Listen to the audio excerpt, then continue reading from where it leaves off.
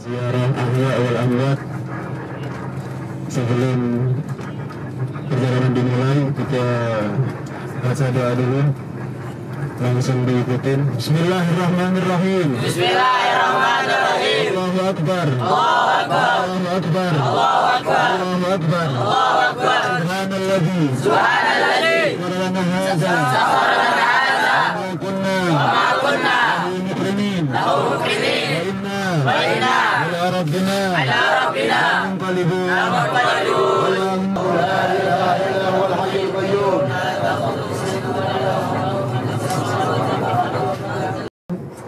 Kita membawa nama guru kita, membawa nama Al-Matar Markas Syariah.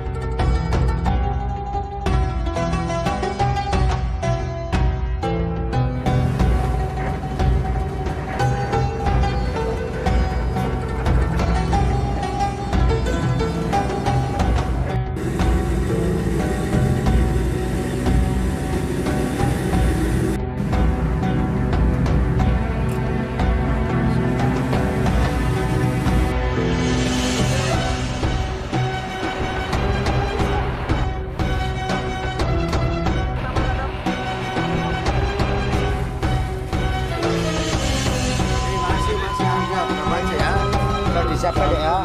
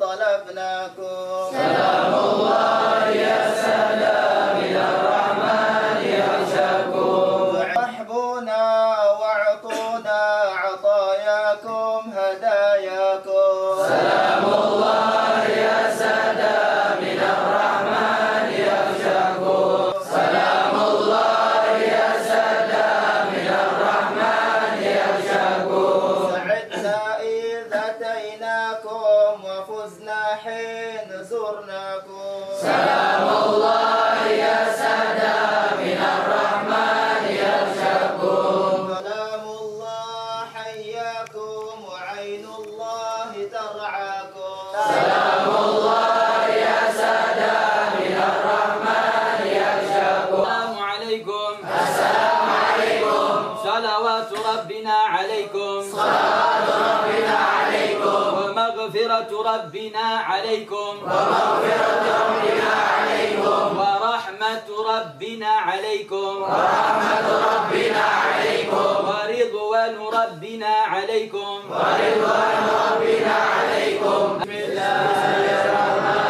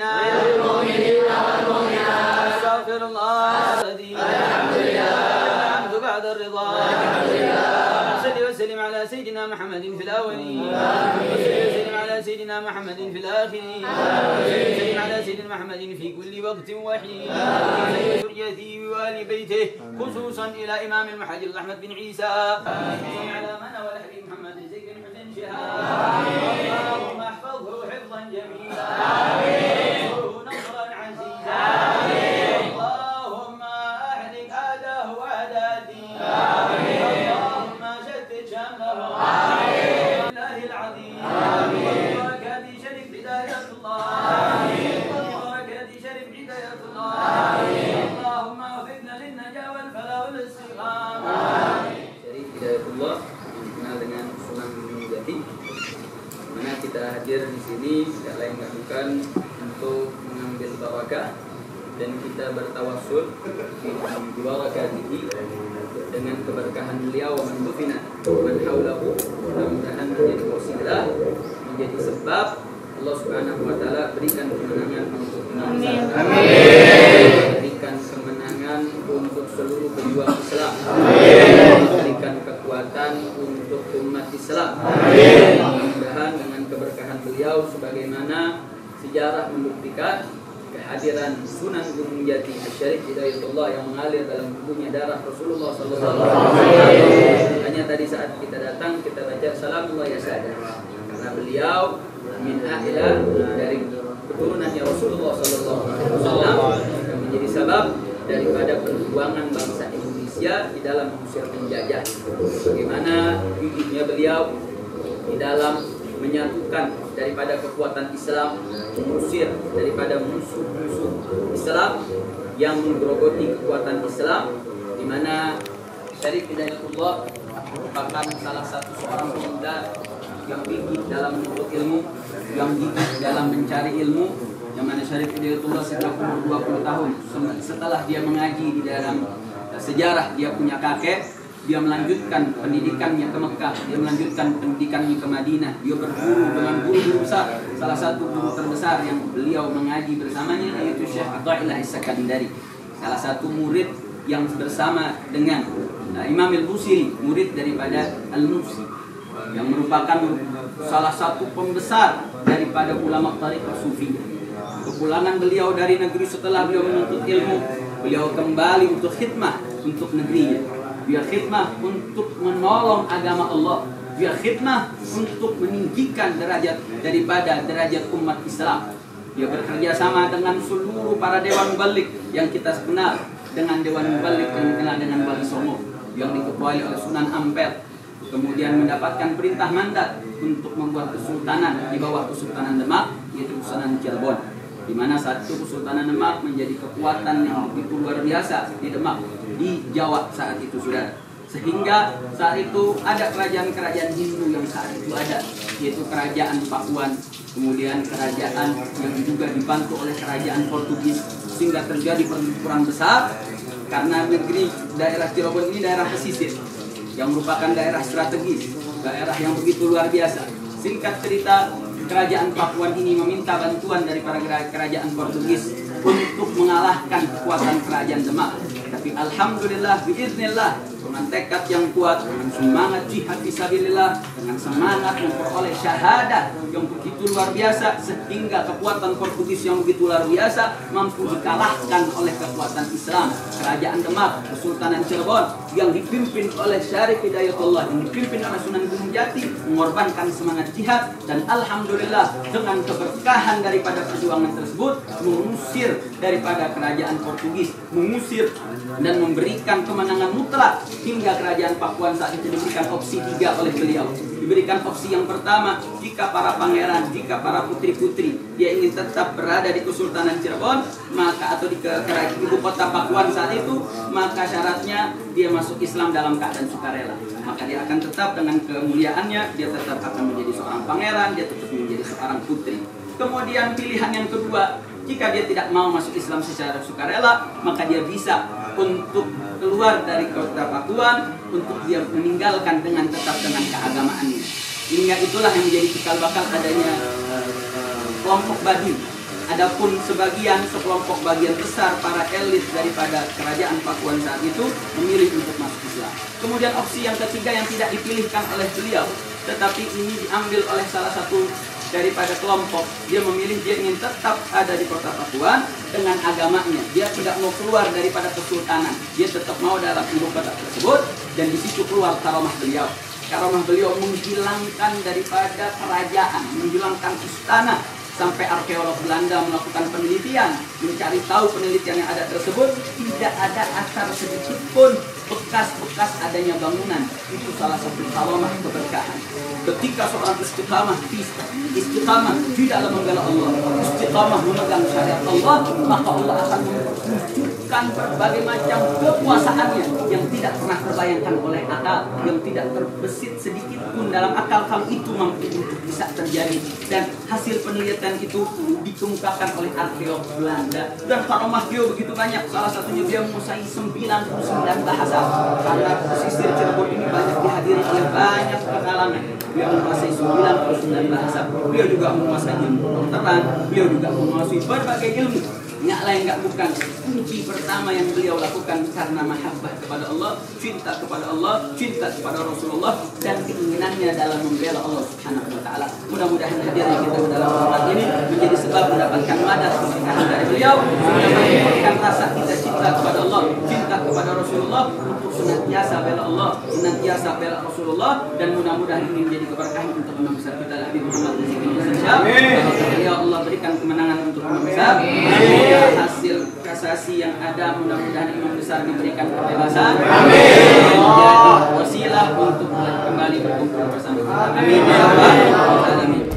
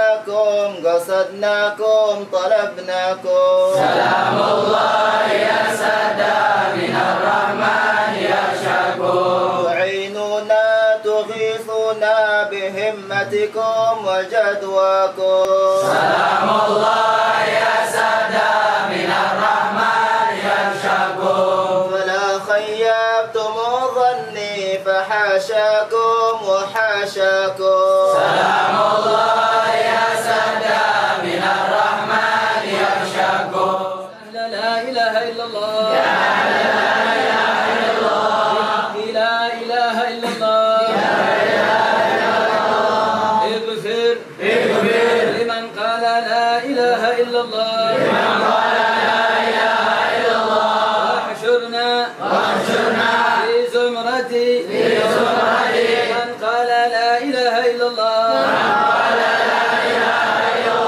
اللهم رب الأرواح العالية والأجساد البالية والعظم النافرة وهي بك مؤمنة اللهم بلغ منك منا سلام السلام عليكم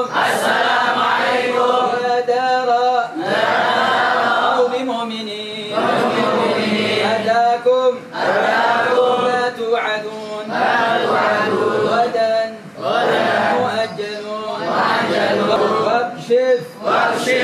غربتنا غربتكم وآنس وحشتكم وتقبل حسناتكم وتجاوز سيئاتكم. السلام عليكم. الحبيب عدروس محمد بن أحمد بن جعفر الحبشي.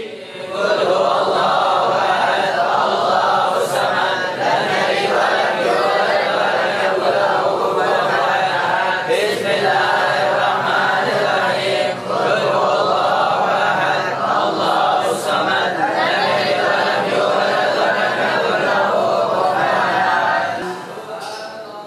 سبحان الله.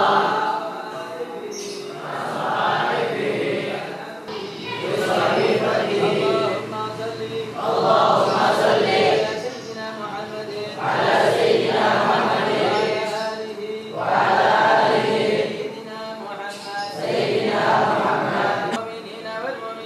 المؤمنين والمؤمنات أستغفر الله للمؤمنين والمؤمنات. الحمد إذا رضي الحمد بعد الرضا. صل وسلم على سيدنا محمد في الأولين وسلم على سيدنا محمد في الآخرين وسلم على سيدنا محمد في كل وقت وحين. سيدنا محمد صلى الله عليه وسلم هدية إلى حبيبك نبينا محمد صلى الله عليه وسلم وعلى آله وأصحابه وأزواجه وذريته وأهل بيته، خصوصا إلى الإمام المحاجر أحمد بن عيسى وسن الفقيه المقدم محمد بن علي بعلوي.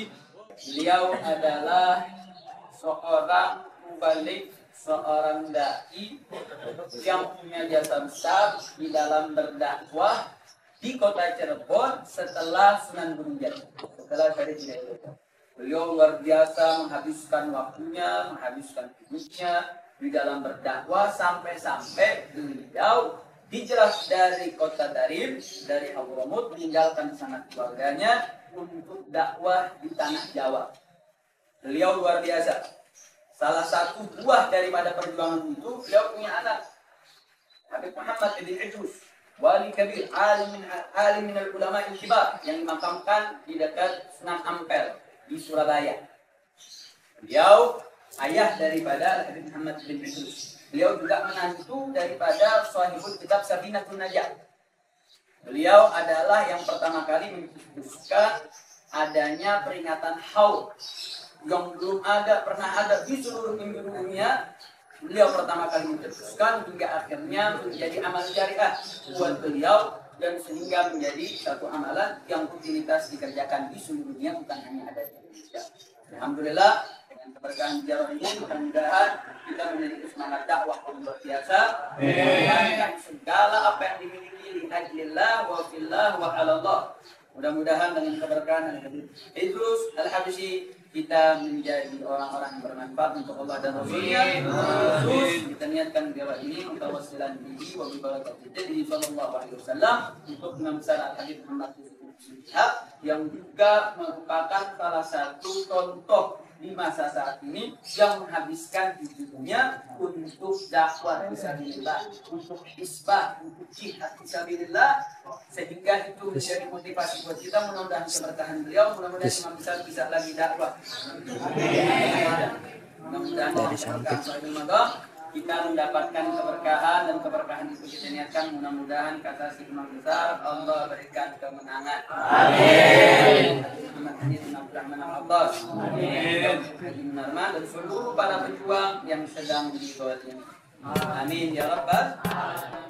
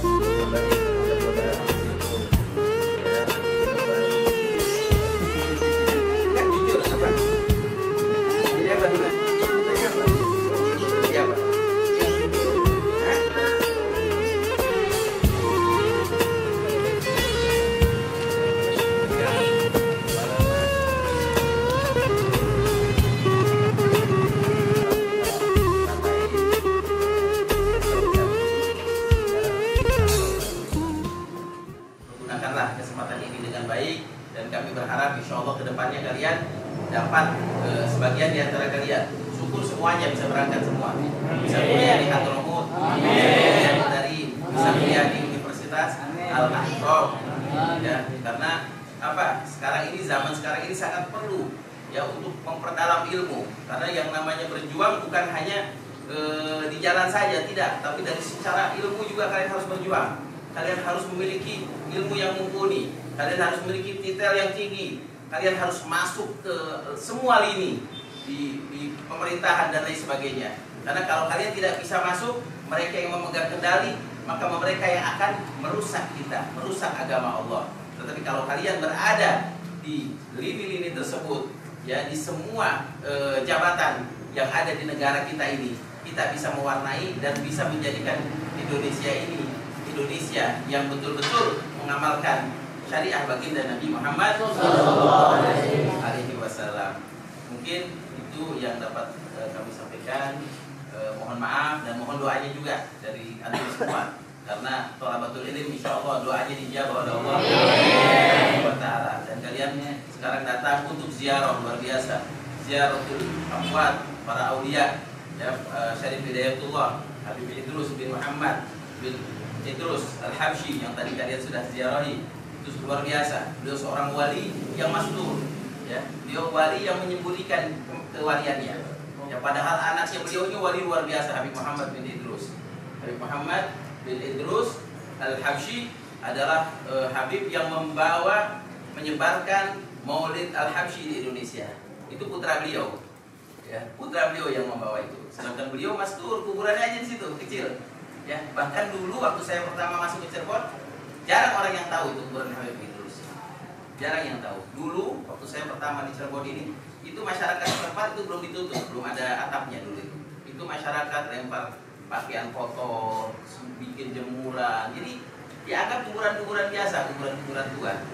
Akhirnya oleh Habib Muhammad bin Syekh bin Yahya yang di sebelah ini, Pondok Pesantren Jaga Satru. Habib Muhammad bin Syekh ini adalah kakek dari istri Ana, ya, dari istri saya. Beliau langsung benahi, langsung rapikan, beliau tutup dan beliau jaga itu makamnya Habib Idrus bin Muhammad Al-Habsyi.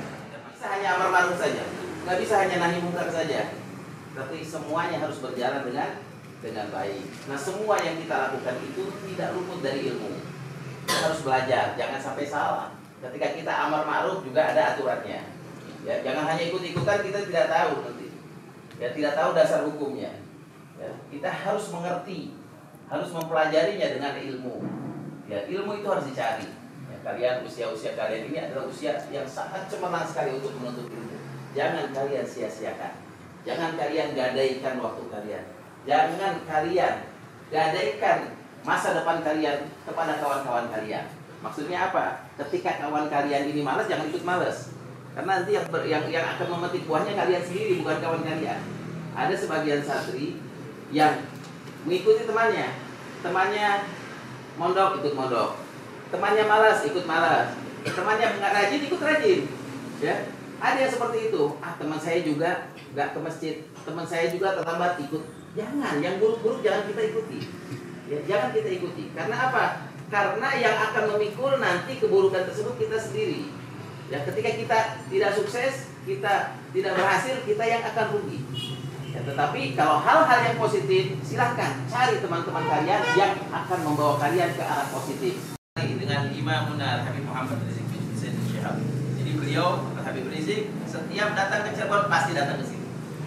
Pasti datang ke Jaga Satru. Ini nama Pondok Pesantren Jaga Satru. Dan selalu datang ke sini. Ya, bahkan dalam perjuangannya, yang kami sendiri mendengar dari keluarga dan dari orang-orang dekat beliau dan dari beliau sendiri. Perjuangan Habib Muhammad bin Syekh bin Yahya ini mirip dengan Habib Rizik, cuma tidak sedahsyat Habib Rizik. Jadi pada zaman Belanda dulu, beliau ini dikejar-kejar oleh Belanda. Beliau juga berapa kali dipenjara oleh pemerintah kita, dipenjara. Ya. Cuma itu tidak dipublikasikan oleh orang-orang. Padahal beliau perjuangannya luar biasa, bahkan banyak membantu Habib Muhammad Rizik bin Hussein bin Syihab. Sering sekali. Setiap datang ke Cirebon ketemu dengan Habib Muhammad bin Syekh bin Yahya. Dan Habib Muhammad bin Syekh bin Yahya ini guru dari Habib Muhammad bin Shaleh Al-Habsyi. Ya, beliau ini ketua MUI, juga beliau ini ulama karismatik. Ya, beliau beberapa kali ikut demo. Ya, ketika ada di sini ada tempat perjudian waktu itu, ada sudah di sini, sudah di Cirebon. Ada tempat perjudian yang tanpa izin dibackingi oleh aparat. Ya, dibackingi oleh aparat. Ya, kemudian juga ada tempat prostitusi yang dibackingi oleh aparat. Ya, jadi kalau kalian dengar papanya, oh ini Kang Ajib ini begini dengan lembut, enggak, tidak seperti itu. Ya, jadi beliau ini luar biasa sekali seperjuangan dengan Al-Habib Muhammad Rizik bin Husain bin Syihab. Jadi kalian sangat beruntung belajar di Markas Syariah, karena di dalam Markas Syariah ini insya Allah mendapatkan ridho dan riayah dari baginda Nabi Muhammad Sallallahu Alaihi Wasallam. Dan semoga kalian tetap istiqomah, bersihkan hati kalian, karena orang-orang yang akan jadi dan orang-orang yang mendapatkan riayah dari Rasulullah akan betah di dalam situ. Hati-hati kalau kalian tidak betah di situ, dia kemudian kalian nggak mau melanjut, kalian begini, ya macam-macam lah. Ada sebabnya macam-macam, ya karena airnya, karena makannya, karena hati-hati. Ada sesuatu yang tidak beres pada diri kalian. Ya, hati-hati, karena tempat biasanya kalau tempat-tempat yang seperti itu tidak sembarangan orang bisa masuk. Seperti Kota Tarim. Kota Tarim juga seperti itu. Kota Tarim itu kalau ada orang yang tidak baik, ya hatinya tidak baik, hatinya buruk, ya suudon dengan habaib dan aulia yang ada di Tarim, dia tidak akan betah di situ dan dia tidak akan sukses.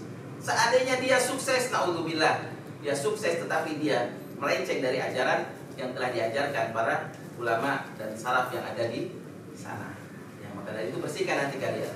Ya, bersihkan hati kalian dari maksiat, bersihkan hati kalian dari hal-hal yang mengotori hati, dan selalu mendoakan umat agar umat ini dijaga oleh Allah Subhanahu wa taala, agar ulama-ulama dijaga oleh Allah Subhanahu wa taala, agar para pejabatnya oleh Allah diberikan hidayah dan diberikan pejabat-pejabat yang soleh, pejabat-pejabat yang istiqomah, pejabat-pejabat yang mendapatkan doa baginda Nabi Muhammad Sallallahu Alaihi Wasallam. Terlebih dari itu, doakan imam besar kita Habib Muhammad Rizik bin Husain bin Syihab, dan sedikit saya sampaikan juga kepada Habib Muhammad bin Husain. Kami juga di pondok, baik yang di sini di Cirebon, yang putra, yang putri, juga yang di Kuningan, setiap habis sholat tidak pernah lepas membacakan sholawat untuk nasr, sholawat nasr buat Imam besar Habib Muhammad Rizik bin Husain bin Syihab. Jadi kami selalu baca, nggak peduli. Nanti kalau ada orang yang nggak suka atau gimana, nggak betah, silahkan keluar, nggak apa-apa. Ya, karena kami juga punya prinsip, kami juga punya satu mahabbah yang tidak bisa diputus oleh keinginan orang-orang lain. Karena mahabbah yang betul-betul tulus itu tidak bisa digoyahkan oleh apapun, bahkan taruhannya nyawa sekalipun. Ya, mungkin itu juga ingin saya sedikit sampaikan. Doakan insyaallah bulan ini akan diberangkatkan ada sekitar 300 pelajar dari seluruh Indonesia yang akan kuliah di Universitas Al-Ahqaf Yaman. Insyaallah akan bertahap karena visanya juga datangnya bertahap.